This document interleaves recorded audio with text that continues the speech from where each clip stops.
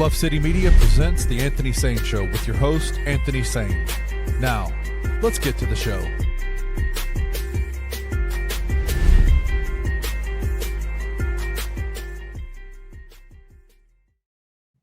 What's going on, everybody? Welcome to the Anthony Sain Show. This is, of course, your host, Anthony Sain, here with my guy, Kenny Stubblefield. Kenny, what's going on, my brother? Man, it's good to be seen, bro. How are you? Man, I'm good, man. Shout out to my boy, Justin Ford, my guy, world famous photographer of the stars here, Justin Let's Ford, go. in the comments, man. I would tell you another connection I had to Justin Ford, but ain't none of y'all business. But anyway, man, welcome to the show. It is a great Wednesday afternoon. Eskimo Brothers? Nah, I ain't no Eskimo bros. He my guy, man. He's connecting me with a lot of things, man. He's put some money in my pocket, man, over the years, man. My guy, Justin Ford, for sure. Shout out to Wayno. Let me just, I really didn't understand necessarily like what the whole story is with him. He's from Sydney, Australia. This man apparently sets an alarm for every time we go live and wakes up in the middle of the night to watch the shows. For real. That was up, bro. Wayno, hey, what man, time is it? Sleep for real, man. Wayno, what time is it over there in Sydney, Australia? Team no sleep, my guy. It's Wayno, like man. It's like 4 a.m. over there, bro. Yeah, it's probably something like that for sure. Crazy. But Wayno, we appreciate you, brother. We appreciate you getting up. I'm assuming that women don't like you because ain't no way in the world you doing all this and you got women up to the house. But it's all good, man. Man's married, man. Man's got married. He's booed up, man. Okay, cool. He married. I can get it. Okay, I get it. 5 a.m. in Sydney, Australia, right now. Yeah, I get it. I hope he's not sending an alarm that's waking up Mrs. O. Mrs. O.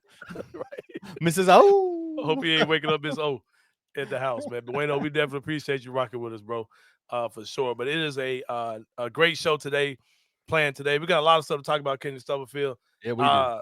The NBA Finals are approaching us, man. And I cannot everybody, wait.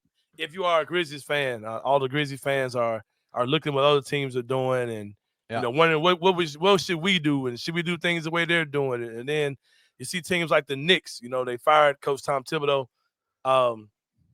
The people say, should the Grizzlies have got a coach like him? And you got guys like me who said, maybe, we should reach out to Coach Thibs about being the assistant coach here on our bench and all these type of things, right? And you had people responding to that. So we'll talk about, does experience matter in today's NBA? We'll talk about that to lead off the show. Also, for the three-pointer, Kenny, a lot of things going on. Yep. It's looking like the NBA All-Star game will feature some sort of USA versus the world. There's been little teasers about that going around. We're going to talk about that. The Orlando Magic dropped a uniform that we've seen before. Feelings of nostalgia. And has some local ties to it as well, man. Also, some Memphis Grizzlies potential uniform leaks as well as an interesting conspiracy theory that was dropped by Bill Simmons yesterday regarding the New York Knicks coaching situation. And we're talking about something for inside the same brain. I really don't think our parents cared about us as much as they should have. When we were kids, Kenny. We'll talk about. It's become increasingly clear as we they didn't. As we give a damn about it. The older we get, like, get the hell out the house, bro. Like, yeah. We'll talk about that and more. But as I said to start off the show, Kenny, we will talk about the question. We will ponder the question: does experience matter in today's NBA? And every day I prepare Kenny with this rundown of things, and I never actually got to the notes for this. So there's actually stuff from yesterday and where the notes should go. So I just flow with me, Ken. I'm flowing. I'm here, bro. Yeah, I don't have bullet points for you. Like I said, the New York Knicks yesterday let go of Coach Wayne. I mean, not Wayne Thibodeau. Coach Tom Thibodeau. I don't know who Wayne Thibodeau is, but they let go of Coach Tom Thibodeau after 5 seasons. A guy who got them multiple back-to-back seasons for the first time since the 90s. Got them to the Eastern Conference Finals. All these things, in New York, right? They let him go.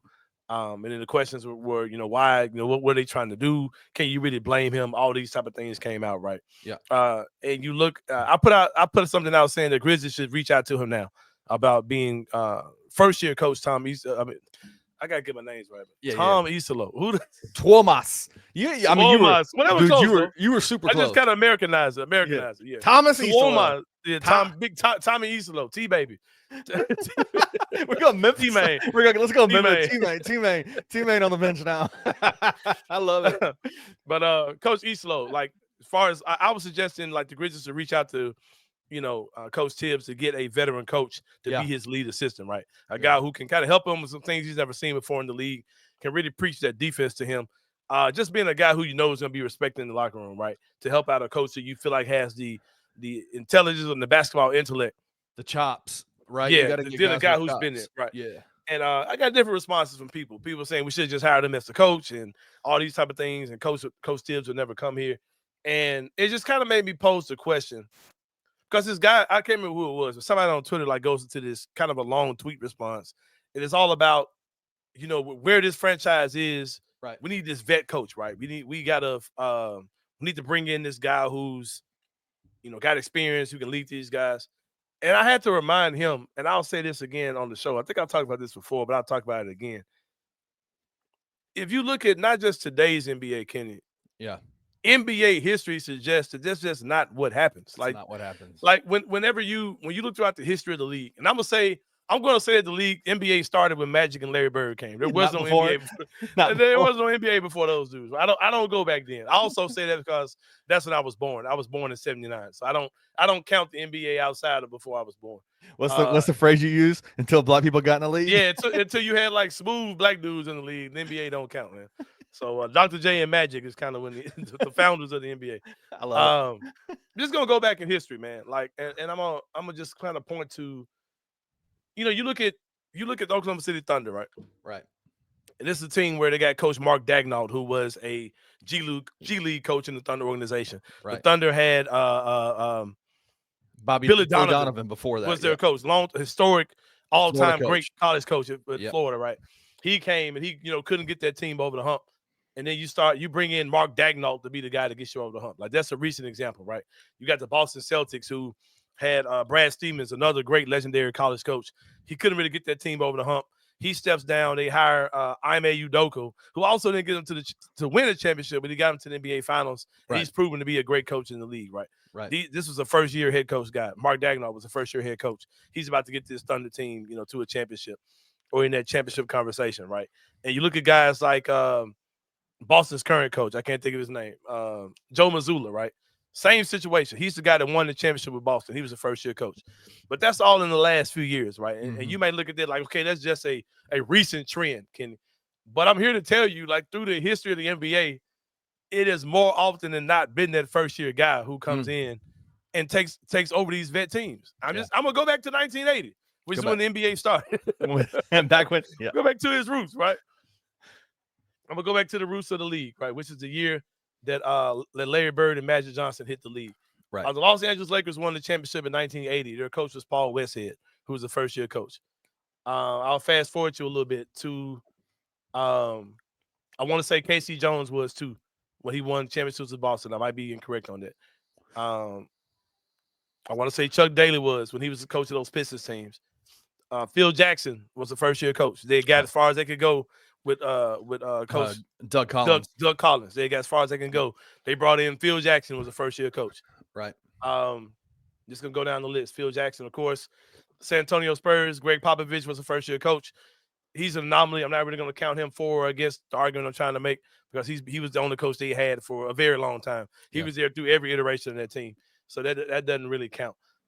If you want one in favor of bringing in the vet to take the team to the next level, it's Larry Brown in 2004. Not Rick Alleman, but the coach of the Pacers right now was Rick Carlisle. He was the coach of that Detroit Pistons team, young coach on that Pistons team. They fired him. They brought in the older voice in Larry Brown, right? That's one that goes against my statement. We're going to keep this going, man. First-year coaches. Eric Spoelstra was giving the reins to the Heatles. Right. Back in 2012 when they won the championship. First-year coach, never coached a team before, right? Tyronn Lue was a first-year coach that was given the Cleveland Cavaliers. That's who I was thinking, yep. Steve Kerr was given the reign to the Golden State Warriors to be the guy that get them over the hump. He was a first-year coach. Nick Nurse, if you want to say all you're naming former NBA players, I ain't naming those stars. Just keep that in mind. These are all just like role players in the league. They're not. Steve Kerr. Steve Kerr came off the sideline. He was commentating. He was a commentator, and I think he was like in the Suns front office or something. Was he? I don't even. But I'm saying Steve Kerr was a player. He was a former player. Oh, right. It's not like it's Michael Jordan walked in the room. It's freaking Steve Kerr. Like ain't like dudes. Oh man, Steve Kerr is our coach. You know what I mean? Tyronn Lue was a first-year coach.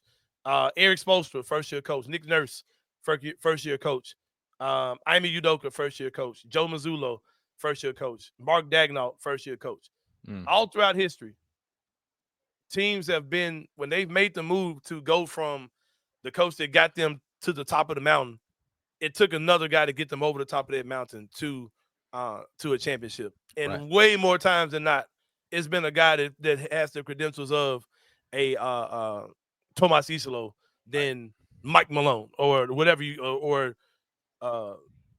Budenholzer or or whoever, man, or Thibodeau. It's been these type. It's not been the retread. It's been a first year guy that teams have trusted to take their teams to the next level, and that's throughout NBA history, bro. You know what I mean? Joe Mazzulla did not take over from Brad Stevens. There was reading the comments. It was Ime Udoka first. He was in between.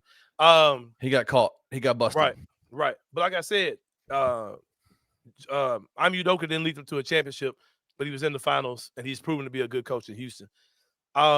It's guys like this often, man, that are the guys that come in and do these type of things. And I had the conversation with the guy on Twitter. He was like, "Oh, is this first time, unaccomplished Euro coach or whatever?" And I'm like, unaccomplished is a strong statement. That's just not true, man. Like, these guys won championships overseas. And let me just say this, bro. I don't know what Tomas Isolo is going to do. I don't think anybody does, good or bad, right? But I'm just saying, you can't write him off as like, oh, the Grizzlies just made a dumb hire by what they're doing. And if you look at the Knicks situation, there are a lot of first-time guys that are listed as guys who might, that are, the Mike Malones aren't even coming up in these conversations, right? It looks like they're about to do the same thing. Like everybody this offseason hired the interim. You know, when the Phoenix Suns, the Phoenix Suns just hired. They're about to hire a young guy, right? They just hired a young guy today. Jordan Knight from the Cleveland Cavaliers, And it's just like, we just have to get out of that way of thinking. And the best way I'll put it is that if the Euro League, those Euro leagues are the best leagues outside the NBA, 100%, including college basketball. And if the Grizzlies went out and hired, what's my guy with UConn? Dan Hurley. They hired Dan Hurley, right? Everybody like, oh crap, we got Dan Hurley, man. That's a hell of a hire, man. He's like the best coach in college basketball. The NCAA is not the second best league in the world. The Euro leagues are the second best league in the world. 100%. And we hired a guy who's won multiple championships over there. And people around the world are saying he's the best coach outside of the NBA, period. And I think it's really unfair to judge what he can be because we got a preview of him that we never should have gotten. Because here's the thing. If the Grizzlies had fired Taylor Jenkins at the end of the season and Tomas Isolo was brought in as your next coach, right? He's brought in as your next coach. Good point by Kip Gordon. If the Spurs can hire Mitch Johnson to be the coach of the Spurs, like, no, like we shouldn't be. The experience part shouldn't matter at all. It's just a new NBA, man. And it's not. And like I said, it's been that way. It's not. I just gave y'all like 15 examples of teams who fired their coach and they brought in a new dude, except for Larry Brown. That's the only one I could see just off the top of my head. That was not that case, right? But what I'm trying to say is, the Euro League is better than anything NCAA. And if he's proven to be a coach over there, I trust that he can coach over here. And I think it's totally unfair to it. Let's say if Tomas Isolo was hired now, right? Like, we've never seen him coach, and he goes out and he's coaches the Grizzlies next year. It's going to be a rough transition as he learns to be a coach, right? And those first 9 to 10 or 15 games, you're going to say, okay, this is a rookie coach, but I can see the signs. And we would judge him like a rookie coach, and we would let him, get his bumps. And, guys like, and we've seen the same thing like with J.J. Redick, right, where he looked kind of rough to begin the season. And all the jokes of they hired a podcaster, like all that stuff is coming out. And then he's a guy who's looking like one. They ain't saying shit now. He looks like he's a good coach, right? And it's unfair for us to take what would have been any other coaches, rev up time just trying to learn the game. But it just so happened to happen that the last 9 games of an actual NBA season and going into the playoffs. Like, you shouldn't be able to look at that and say, okay, well, that's who that guy is. Like, he has to have a fair run, just like any other first-year coach, right? And I said that I definitely criticized GM Zach Kleiman for bringing him in at that point in the season because you really set him up to fail. You know what I mean? And he had moments where he looked really good and moments like he looked like a first-year coach. And he's going to look like a first-year coach next year.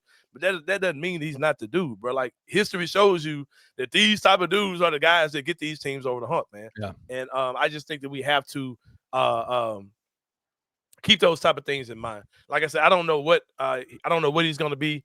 I think he has the chops. In the interviews, he sounds very well. His concepts of the game sound very well.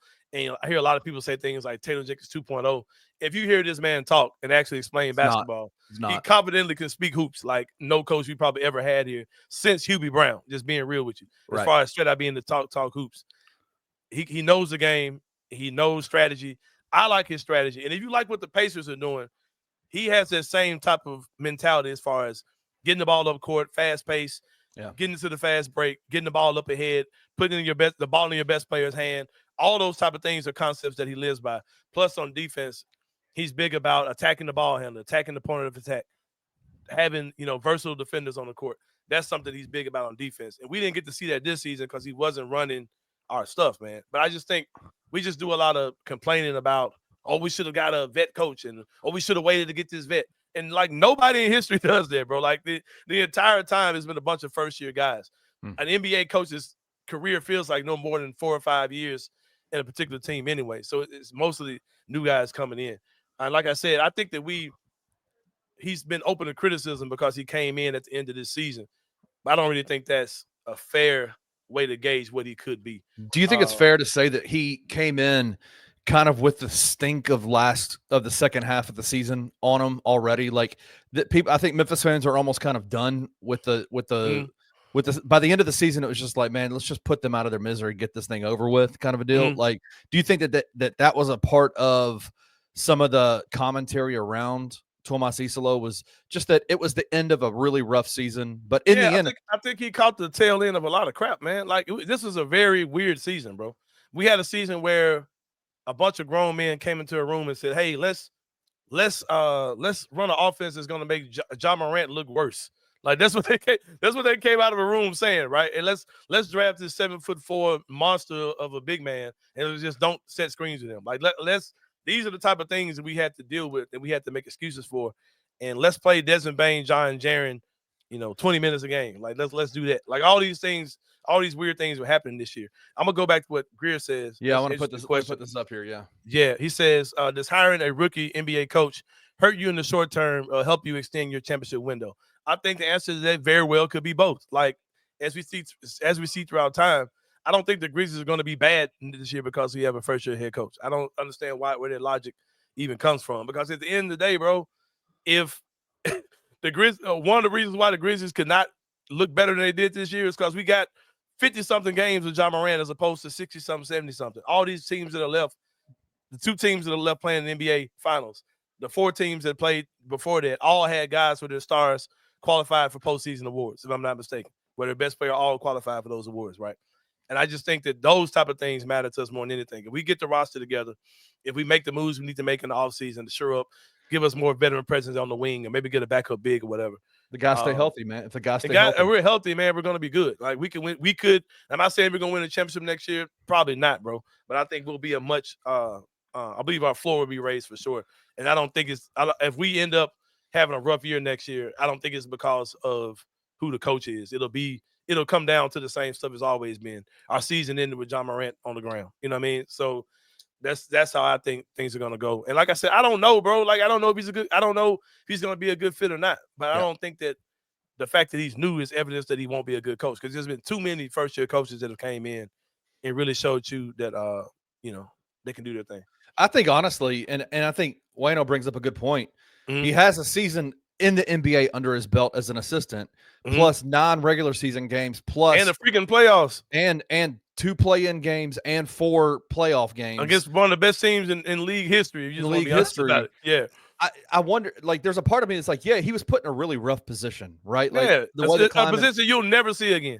You'll probably, hopefully not, But did these games, these 9 games, these 11 regular season games, and then 4 playoff games, did they help him, like, kind of ease into that role already? Like he's the guy. Like there's not an off season that he's not coming in during the off season having to establish things. He's here already. He's already coached. He's been the front chair. He's been the first chair. He's been that guy. Right. My guy, Jason Mitchell, J. Midge, longtime supporter of the show, good friend of mine. He says our end of the year situation wasn't a result of the end of the year. The fall of this team happened on night 1 of the season, and I agree with that, man. A house divided will never stand. It came in super weird where Zach Kleiman hired his next coach while the current coach was still there. And that whole thing ever since then has gotten weird. But I think it's going to be fine. I think he'll be a good coach next year. I think he's shown coaching acumen like we've rarely seen here in Memphis. And I'm here for it, bro. Sign me up for all of it. I want to see how free agency goes, how we build his team around what he does. I think it's a good question. Do we know? Yeah. Have we heard anything about him building out his coaching staff? No, but you got to remember, we didn't start hearing that stuff until well after this time last year. Remember last year we didn't hear about assistant coaches for a while. We heard about your boy, what's her name, early, because that was Taylor Jenkins' early hire, Noah LaRoche. We didn't hear about the rest of the hirings. Remember, the season was almost ready to start before we even found out who the rest of the assistant coaches were. You remember them? Yeah. And I don't think that's a good thing, but I'm hoping. I would love to see him if you could sit down with T-Main in the offseason right now. T-Baby. What would you say to him? Like, hey, Tomas, this is who I would look at as your assistant coaches. Like, this is what your assistant coaching staff should look like. Man, if he could get Thibs, I'd definitely be down for that. I'm big on the Rajon Rondo train. I think he's with Cleveland or somebody right now. If you could pry him away from there, I would like to see him. Y'all probably know better than me because y'all probably know, people in the comments probably know. Yeah, Daniel said he's getting Mike Brown, Mike Malone, and Thibs as his assistants. Hey, why not? Let's go. Why not, bro? Hey, ain't got a job. Ain't got shit else going on. Bring your ass. Bring your ass. Bring your ass. But yeah, man, speaking of bring your ass, Kenneth Stubblefield, we are about to take a break. And if you're watching the show in any method other than on our YouTube page, this feed is about to end. I see that the people who are commenting are all comment on YouTube. Seems like people now it might just be hopping on over straight to YouTube. Like I said, if you're watching on Facebook or Twitter, that feed's about to end. Come watch the rest of the show, man. We got a lot more to talk about. It's gonna be a fun show, especially when we get into our old man moment for Inside the Same Brain to realize that our parents really didn't give a damn about us as kids. We'll talk about that and more when we come back on the Anthony Sain Show. See y'all in a minute, man.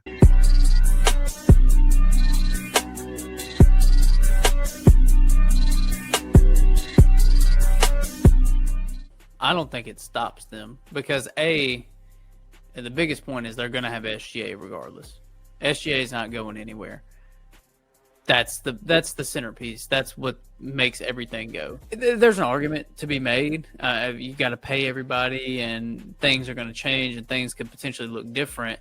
But you have SGA regardless. B, it's a really young core to this team that you could, in theory, keep intact. Like, who's to say that this isn't, that this is the best Thunder team that we see? Sam Presti, it's almost like he knew this was coming. That's fair. They have 2 picks in the first round this season coming up in the NBA draft. They have 10 first-round picks from 2026 to 2031. Also, on top of that, you know who has yet to play a minute for the Oklahoma City Thunder?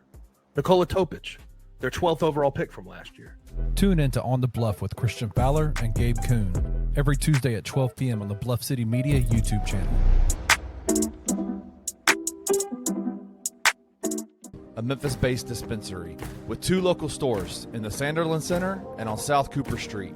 You can get all the products you need in a location convenient to you.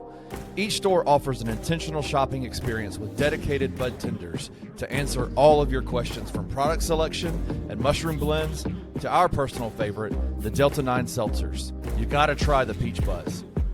Try Ounce of Hope at either one of their 2 Memphis stores or at www.ounceofhope.com for convenient products shipped right to your door. Use the promo code BluffCity for 15% off any order, excluding sale items. Cannot be used in conjunction with other promotions or discounts. One use per customer.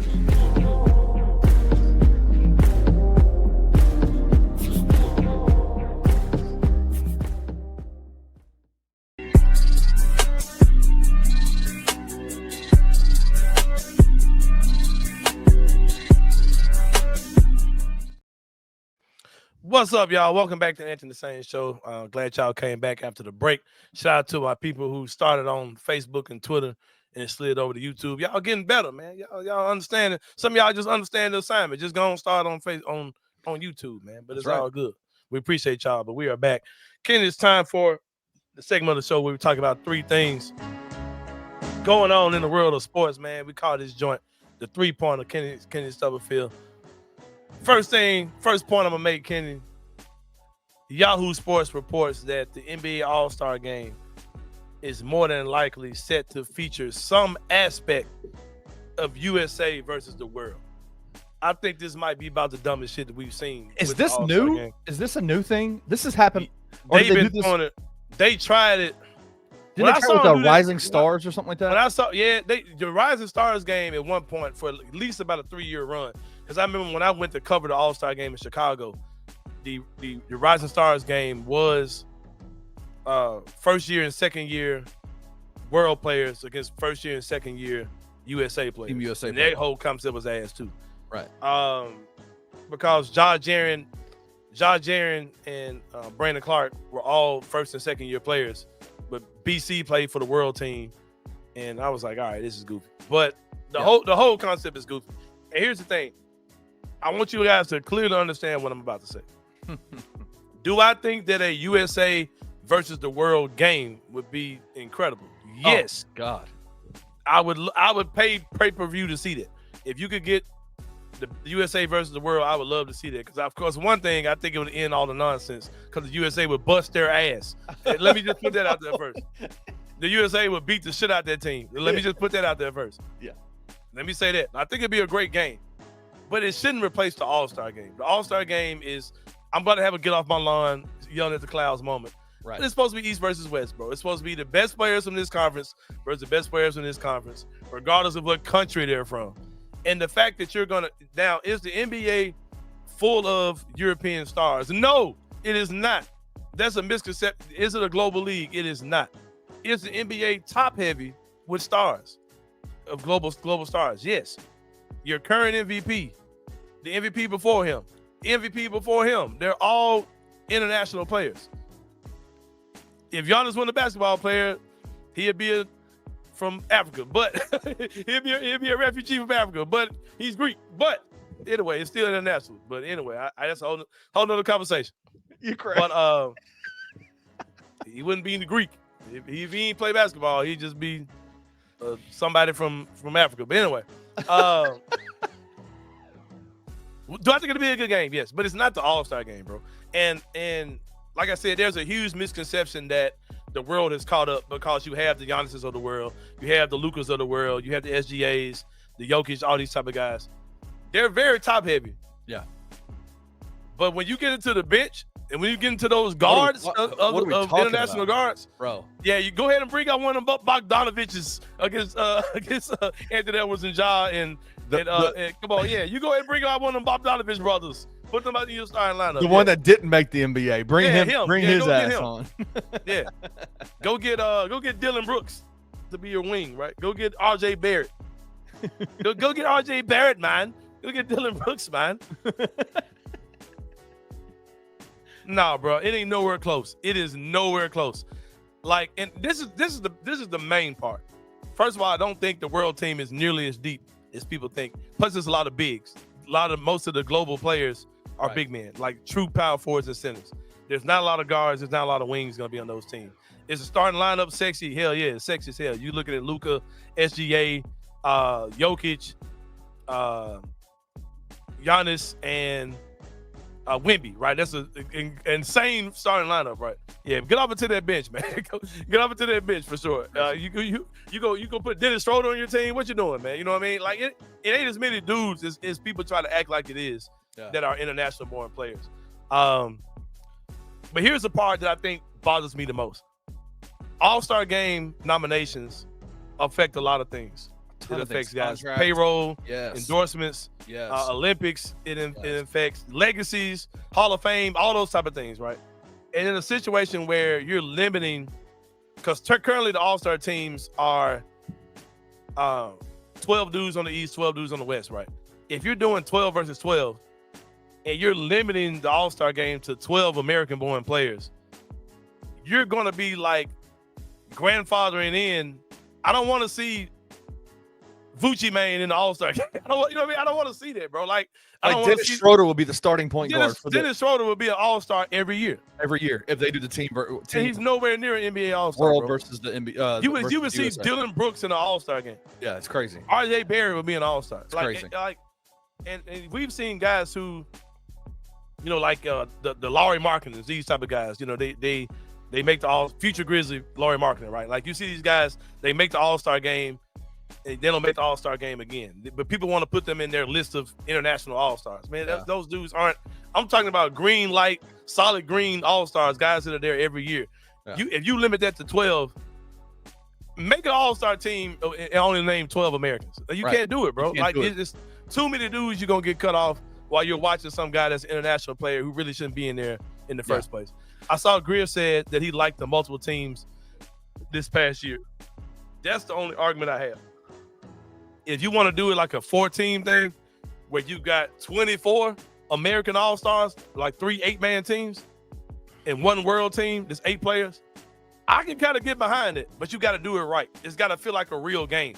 It can't be like this little, because what's my boy name? Play for Houston, man. The big, Sengun. Yeah, Sengun, tall body, short leg. I don't think Sengun played in the All-Star game at all. You know what I mean? Like, because the game was over in like 10 minutes, right?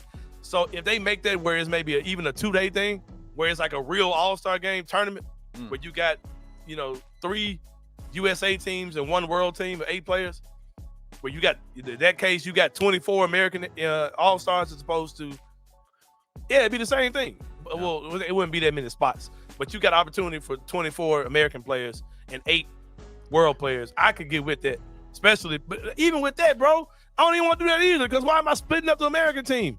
Because I'm not going to have my best against y'all. Get it out of here, man. Back it up, man. Back up the whole idea, man. So, it's dumb, bro. Get it out. King Meeks asked us a question, and I want to take. Can I answer? Can I give my short answer quickly? Yeah. Because I don't want to be accused. I got a quick answer. I don't want to be accused of stealing from you.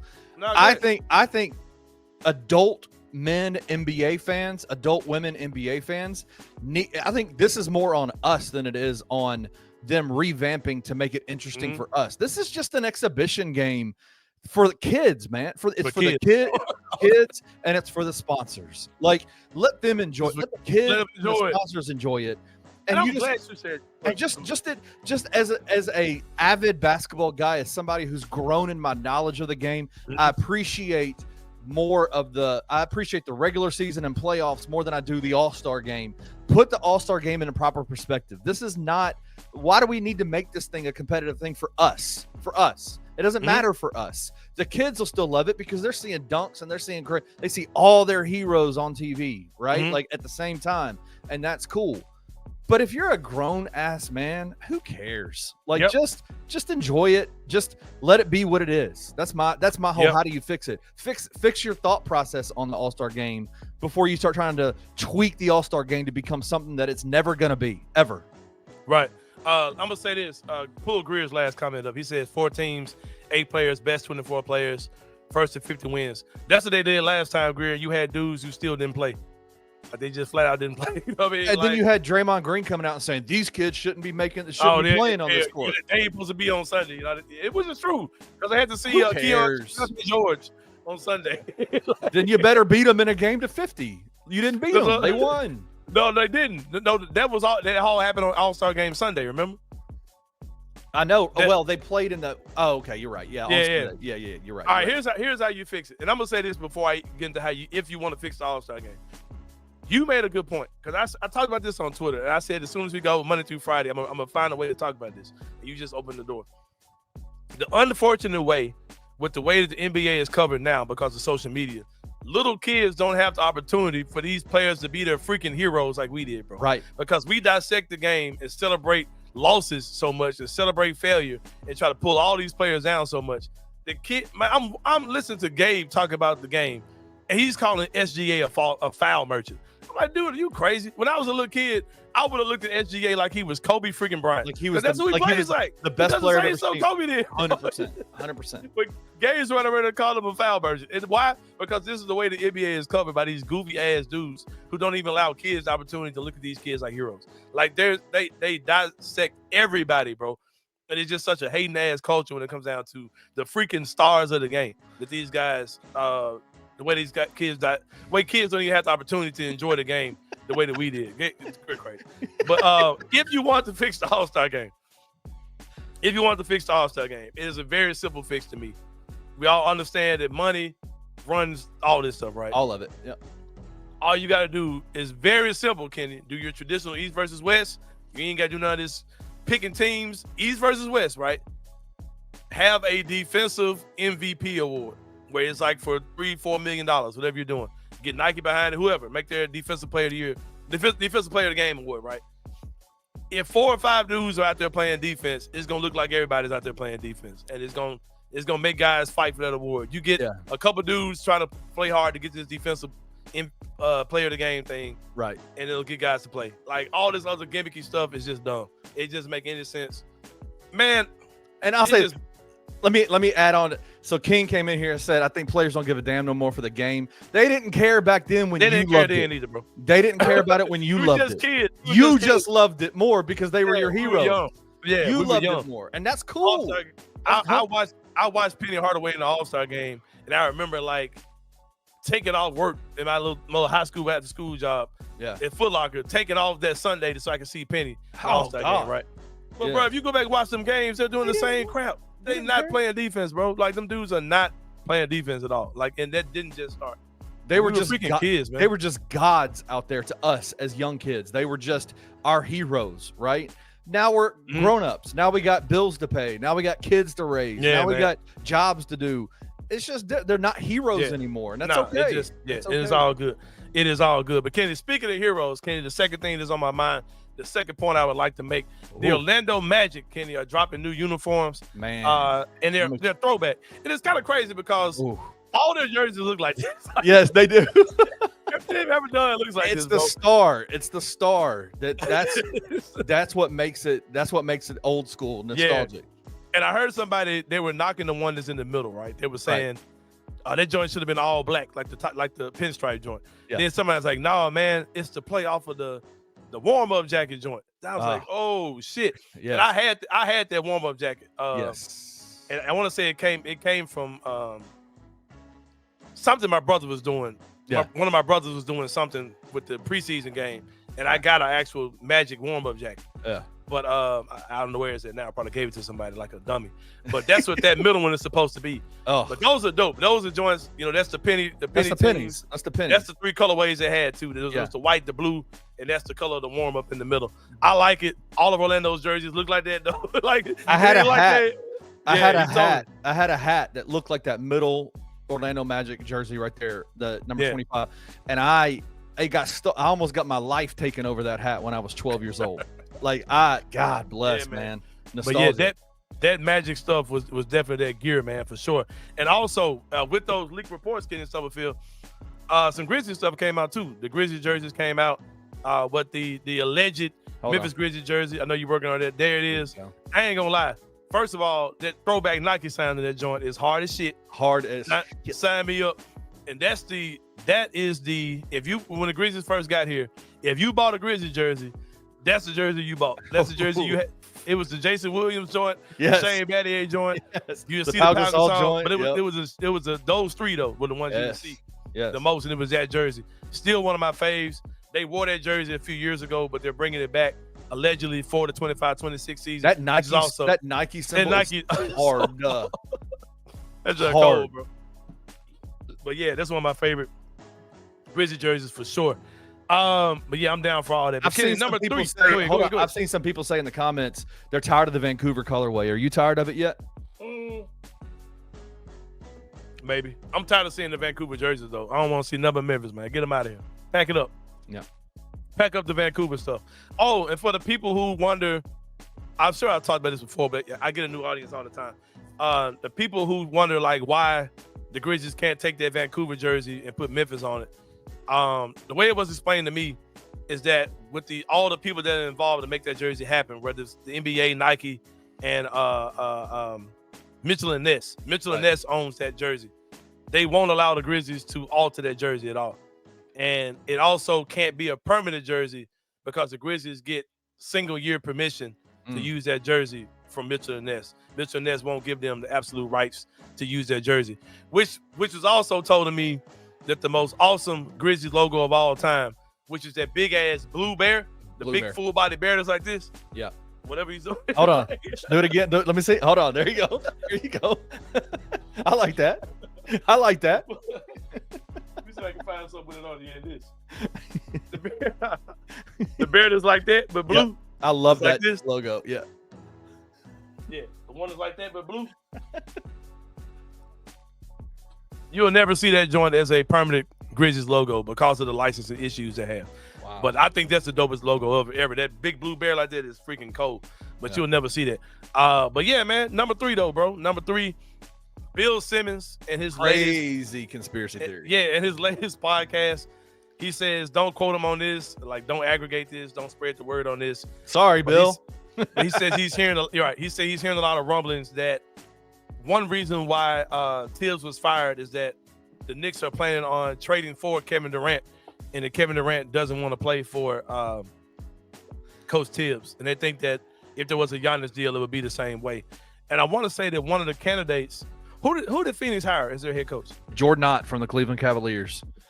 I think it's some guy that's like a Phoenix assistant or something that might be a Knicks candidate or something like that. Not a Phoenix assistant. But I don't think. whoever Bill Simmons was saying, there's some guy that they were saying that might be KD's hand-picked coach, and that might be a reason why Thibs is fired, as per KD's request. But I think it's going to be a very busy offseason, man. I think we're going to see a lot of movement for sure. For those of you guys who enjoy the transaction porn, grease up, boys. Get your baby oil ready. It's probably going to be a very slippery offseason for you guys. Do you think for sure. that if you're New York, wouldn't you have to have some kind of like crazy assurances that Kevin Durant's not going to end up back in Oklahoma City or something like that? This is New York, bro. This is New York. You know they known for getting hoodwinked by these dudes like this. They've done this song and dance with KD before, when him and Kyrie Irving went to Brooklyn instead. Who was it? Who was the other one? It was KD and it was Brooklyn. Yeah, it was KD to Brooklyn. Yeah. He went to Brooklyn instead of New York Knicks. That's right. Yeah, so you know they don't care. They this is kind of what they do, for sure. Man, that's it. I would hope. So it did say. So even like I read reports about Phoenix's head coach hire Jordan Knott, that Devin Booker played a role. Like he was in that final say so. Like Jordan Knott was his handpicked guy to be the head coach, and that's interesting to me. Like we don't hear a lot about players having that much role in it, or at least it being stated publicly like that. But even in the sense of like with the Grizzlies with Tomas, everybody's response was, look at what John Morant said about him at the exit interviews, right? Like you think players have as much role as they of course they do. Yeah, of course they do. Like even the Mike Malone's firing. Like you think? I think that whole, and that's another thing too. Going back to Eastlow, right? Like the difference between him and when is it Adelman came in with Adelman from Denver, right? Yep. Mike Malone was fired for like personality issues. Like it was just a crazy locker room. Taylor Jenkins got fired on some like not just personality stuff, but also like what the hell are y'all running? Like what are y'all doing offensively type thing? What are y'all doing defensively type thing? And bringing in Tomas Eastlow at the end of the season can't fix that because he's not going to build a new offense and new defense. He's got to do what these guys know how to do. Yeah. He can just say, okay, well, do what y'all know how to do, but we gonna set some screens too. Like we get this Division III ass offense out of here. It's one of those type of things. It's church league offense. Noah LaRoche, baby. Noah LaRoche, baby. Whose bench is he gonna be on next season? Tulane. Right. Tulane Greenway. Exactly. Killing dudes in the AAC on Penny ass in the AAC. Can't go out this shit, Penny. You don't even set screens. Thinking, what am I supposed to do? What am I supposed to do? I got Noah LaRoche coaching against me. I got Noah LaRoche on the other side. All right, John, we about to take a break, man. And when we come back, we're going to talk about how little our parents gave a damn about us when we were kids. We'll talk about that and more when we come back on the Anthony Sain Show. See you guys in a minute.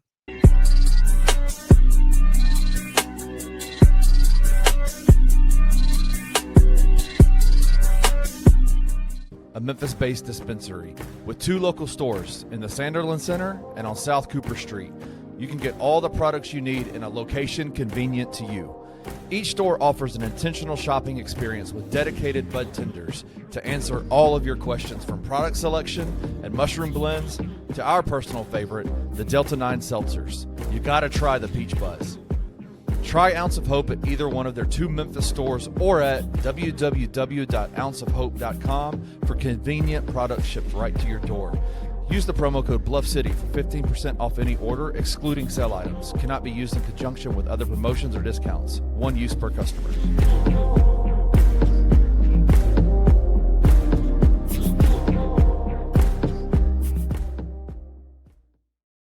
I'm still driving with a paper license. Jesus.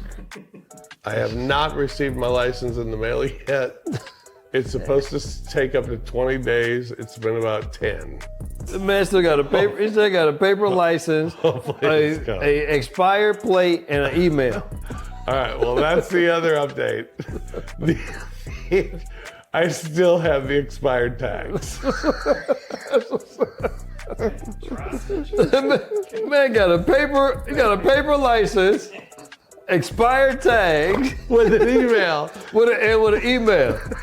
Tell me that's not a white dude driving around. What you say? Tell you think that's a white dude or a black dude driving around? That's it right. And to feel comfortable about every day, takes the kids to school. Yeah. Just everything. Honks at the police.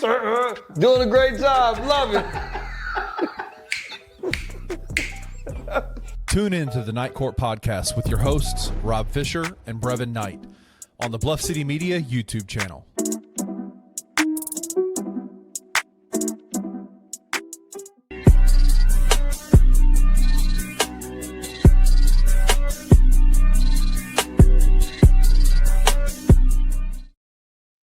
All right, y'all. Welcome back to the Anthony Sain Show. I'm tripping out this segment for the commercial y'all just saw with Brevin and Rob, man. Because as he was talking, I was like, yeah, my black ass can't do this.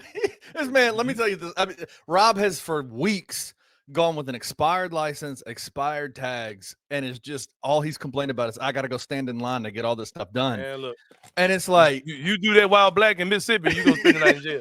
in Memphis. What are you talking about? I'm like, man, this guy's Memphis crazy. ain't as bad, but Mississippi for sure. You spend the night in jail. Take my word on that shit. All right, y'all. Welcome back to the Anthony Sain Show. It is time to go inside the same brain, man, and talk Ooh. about some stuff that's just been on a play of mine, bro. I'm on Twitter yesterday, and I see a post that's kind of trending on Twitter. It says, people who were kids during the 70s, 80s, and 90s, did y'all parents really let y'all just free roam like Yes. that when y'all went outside? And I was like, yeah, man. Like, I remember as a kid, we had a general rule of be in the house by the time the street lights came on. But what you did during that time, whether you were on foot, on a bike, or riding on the back of somebody else's bike, or getting pulled in a wagon, or whatever you're doing, right? However you were getting around. Our parents did not give a damn where you were, bro. In and out of people's house, all that type of stuff. Like, our parents had no clue where we were. And we also didn't have cell We didn't phones. have cell phones. We didn't We have cell didn't have phones. phones. So, like, Yeah. if the parents need you for something, hey, I'll see you when you get back, right? And if you're running late, they had no way to call you, like, hey, where your ass at, right?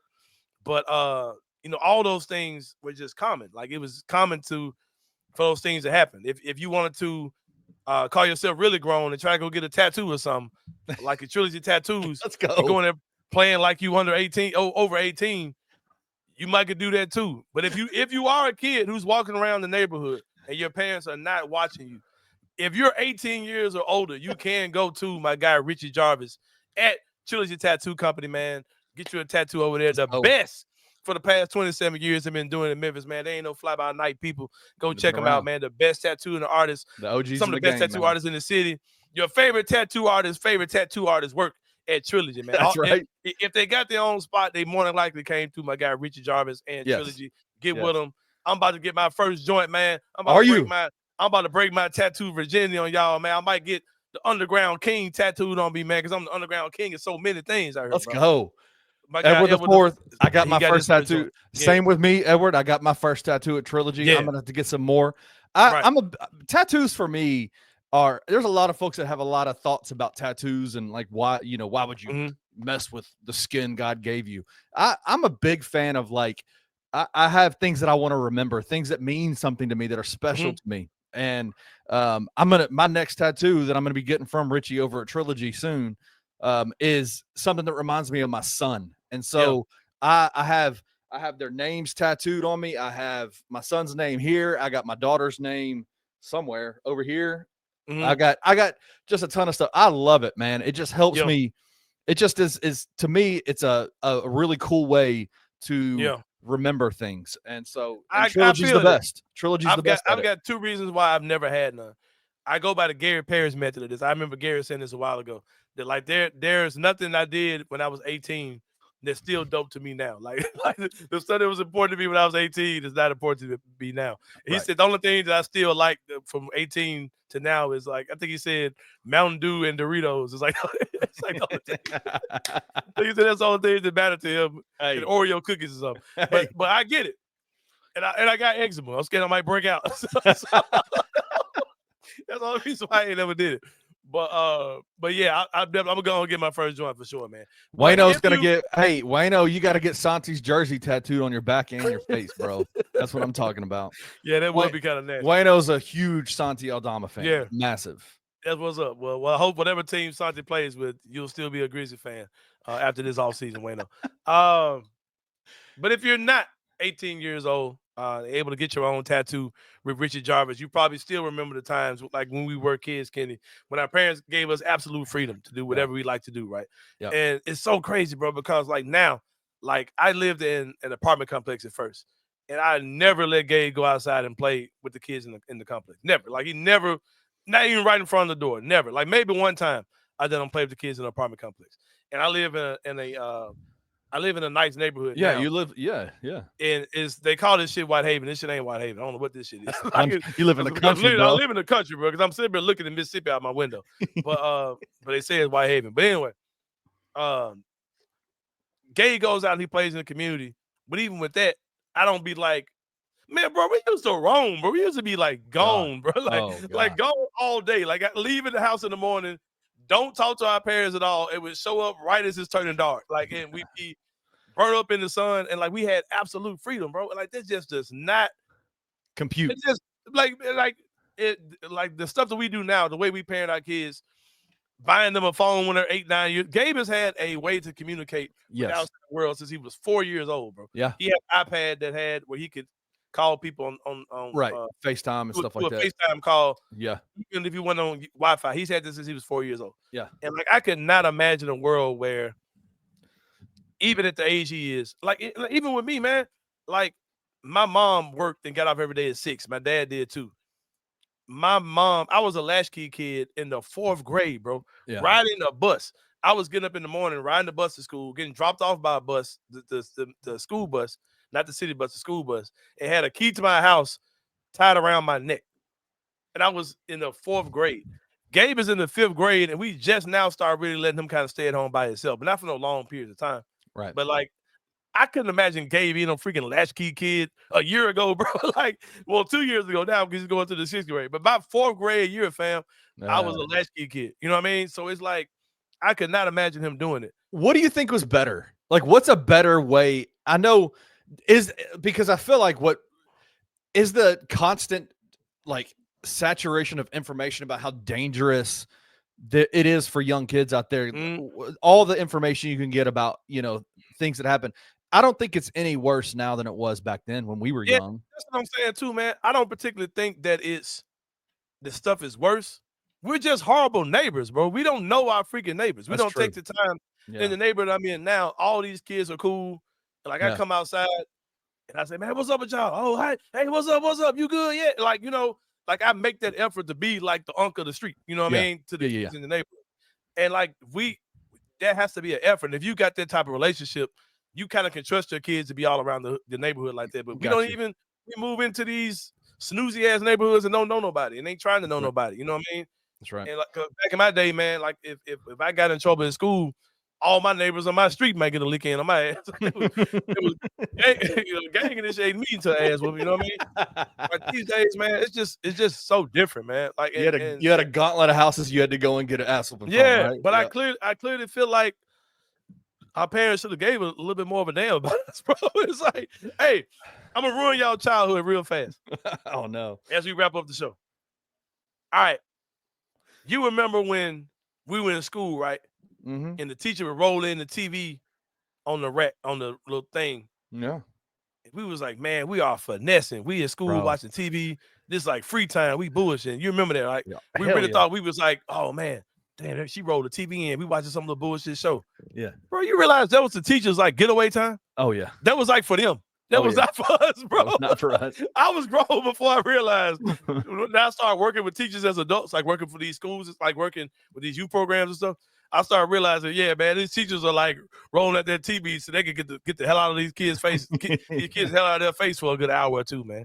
For real, like I really thought, like, damn, we in this mug watching TV, man. We chilling. It's a free day. You know what I mean? The teacher like, yeah, y'all go ahead and watch that. I'm gonna be over here screwing around. Let's just get my mind right. Yeah, man.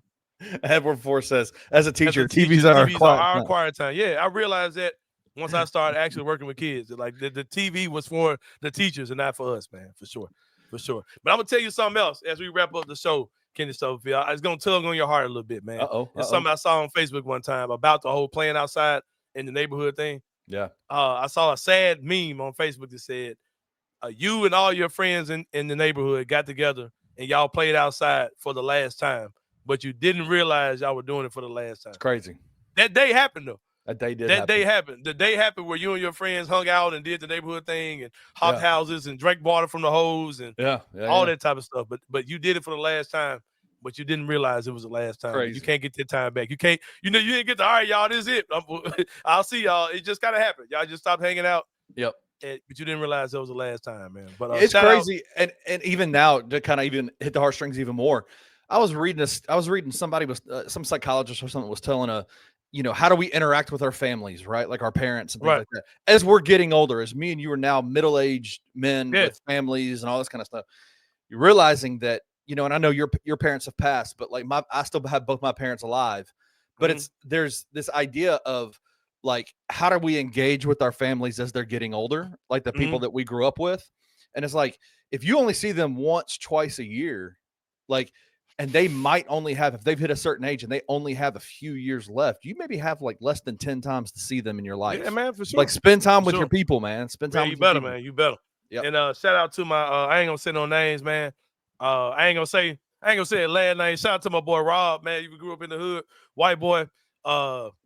Back when I was in South Memphis, bro, you wouldn't go into nobody's house because you wanted some water. You better go suck on the hose. You wouldn't come to nobody's house. But my boy Rob Mama used to let us in the house. But his mama was like a real kind of Stepford wife type lady, right? Real made up and everything was made up. Yeah, housewife. I think she was a housewife, but she would invite us in for water. Oh man, nigga, I ain't never been around her. So like, she invited us in the house to get some water.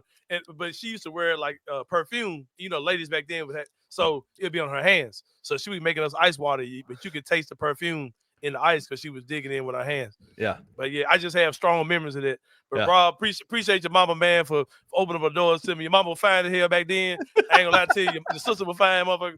But anyway, bro. To be real, bro.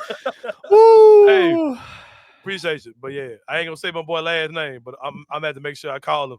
Oh yeah, watch this episode of the show. So this is true. Sitting on transformers, drinking from the water hose, wild times. On electrical transformers, drinking from a water hose. Drinking from a water hose.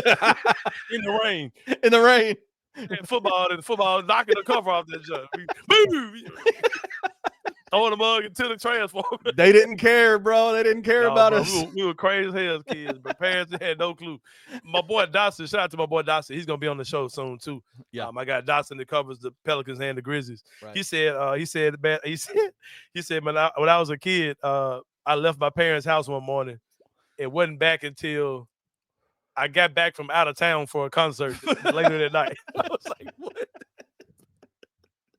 Man, our parents had no clue. But we'd just be wilding. But just like the TV rolled in for the teacher rolled in the TV, the parents would let us go outside, get their long their ass off, do what they want to do. Whatever. Drinking, snorting lines, and everything. Like, man, get your ass out. Go hang out, man. We'll see you when it get dark tonight. Let the streets babysit your ass. That's so good, man. Yeah, man. But it's been a good one, Kenny. Appreciate you, brother. We'll see you guys tomorrow, man, for more to Anthony Sain Show. Keep rocking with us, man. Sharing the videos, sharing what we're doing, comment. Yeah, share, like, and comment because YouTube's got us on lockdown right now. So I don't know what we in this. Probably my fault. It's your fault. I blame you. It's your fault. Something I said, but they hating on us with the algorithm for sure. But we will bounce back from this one day for sure. YouTube, I'm gonna do better, man. I promise. I apologize. We're I apologize. gonna start taking the cousin out. But anyway, y'all, appreciate y'all, man. For Kenny Stubblefield, this is Anthony Sain. See y'all tomorrow for more Anthony Sain Show, and we out. Thank you for listening to the Anthony Sain Show. If you enjoyed this episode, leave a rating and a review wherever you download your podcasts. Also, like and subscribe to Bluff City Media's YouTube page. For comprehensive coverage of Memphis sports, head over to www.bluffcitymedia.co and find out how you can become an insider. We will see you back here next week.